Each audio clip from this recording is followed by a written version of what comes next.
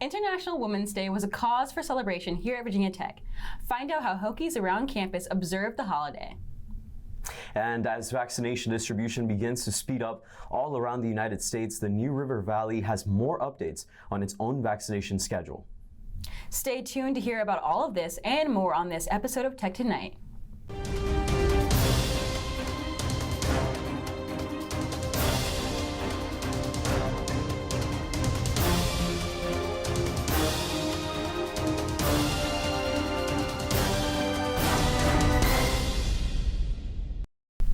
Thank you for joining us on Tech Tonight. I'm Alea Burrell. And I'm Juan Zapata. Christiansburg students have set out to protest Montgomery County School Board decision to resume in-person learning 4 days a week starting March 8th. Dozens of students gathered in front of the school board holding signs and demanding answers on why the decision was made.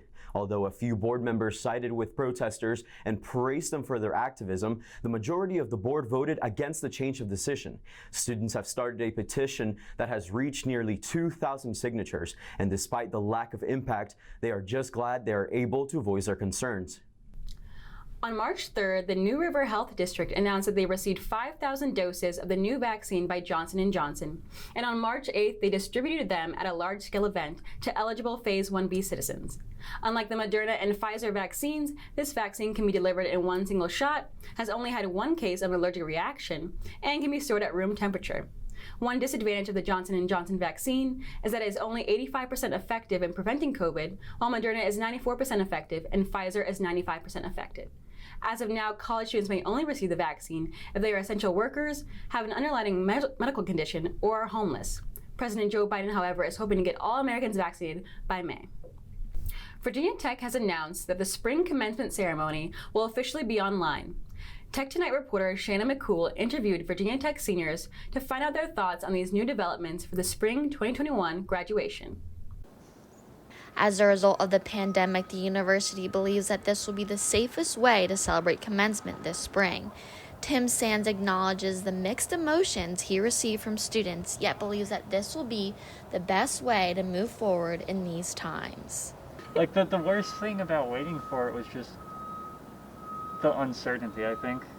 Because my parents weren't sure, did we need to book a hotel, do we need to find a way to come down, or do we just stay home and not worry about it? Like, hotel deposits are non-refundable, so I almost wish they said this 2 months ago just for the sake of planning. In addition, Sands recognized how much time is needed to plan these festivities. He also believes that a celebration in September will be better for everyone's safety and health. Graduates will be asked to participate in an Enter Salmon entrance in Lane Stadium on September 26th. Instead of having an in-person graduation. The school is doing everything possible to ensure that the class of 2021 still has a memorable celebration. As of March, the school just announced that all commencement ceremonies for this spring will be completely virtual for seniors. Reporting from Squire Student Center, Shanna McCool for Tech Tonight. Thank you, Shanna. Paul Merrick, a systematics and taxonomy associate professor in Virginia Tech's Department of Entomology, has discovered a new species of millipede right here in our very own duck pond. The newest member of Hokie Nation, now known as the millipede Nannaria hokie, or the Hokie twisted claw millipede, is one of the various species that the Merrick Lab has discovered and given the honor to name, in some cases referencing Virginia Tech alumni and even his wife. Nannaria hokie is about 2 centimeters long and a dark reddish millipede with yellow-white highlights. According to Merrick, he names the species after the Hokies in order to highlight the importance of conserving native habitats in the region. You truly never know what may be in your backyard. Even though the first electronic cigarette was created in the 1960s, vaping did not become popular in the US until 2006. E-cigarette corporations actually market their products to young adults by stating that it is a safer alternative to smoking, which contributed to college students' abuse of nicotine.